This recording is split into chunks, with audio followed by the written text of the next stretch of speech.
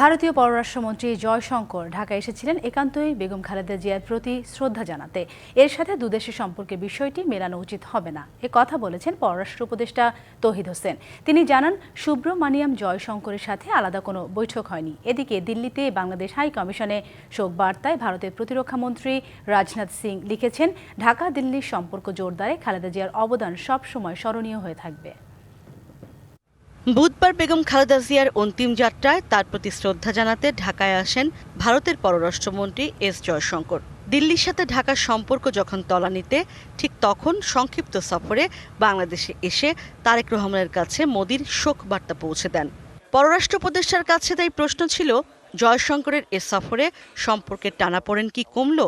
এটাকে ওই ঠিক আন্তঃরাষ্ট্রীয় সম্পর্ক, তারপরে আপনার রাজনীতি, সেই দৃষ্টিভঙ্গি থেকে না দেখাই উচিত হবে।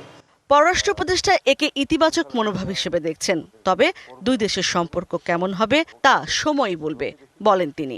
আমি মনে করি যে এটা একটা অবশ্যই একটা পজিটিভ জেস্টার সবার পক্ষ থেকেই, যে এসছেন এবং ভারতের পররাষ্ট্রমন্ত্রী এসেছেন। তার সফর সংক্ষিপ্ত ছিল, কিন্তু উনি পুরো অনুষ্ঠানটাতে অংশগ্রহণ করেছেন এবং তারপরে তার ফেরত চলে গেছে। চুল পড়া অনেক কমে গেছে।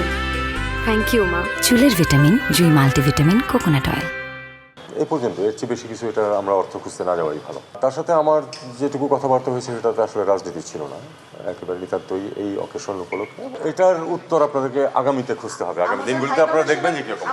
এদিকে দিল্লিতে বাংলাদেশের হাইকমিশনে গিয়ে শোক বইতে সই করেছেন ভারতের প্রতিরক্ষা মন্ত্রী রাজনাথ সিং। এতে তিনি লেখেন, ভারতের সঙ্গে বাংলাদেশের সম্পর্ক জোরদারে গুরুত্বপূর্ণ অবদান রেখে গেছেন সাবেক প্রধানমন্ত্রী খালেদা জিয়া। তার এই অবদান সবসময় স্মরণ করা হবে। ইশরাত জাহান উর্মি, ডিবিসি নিউজ, ঢাকা।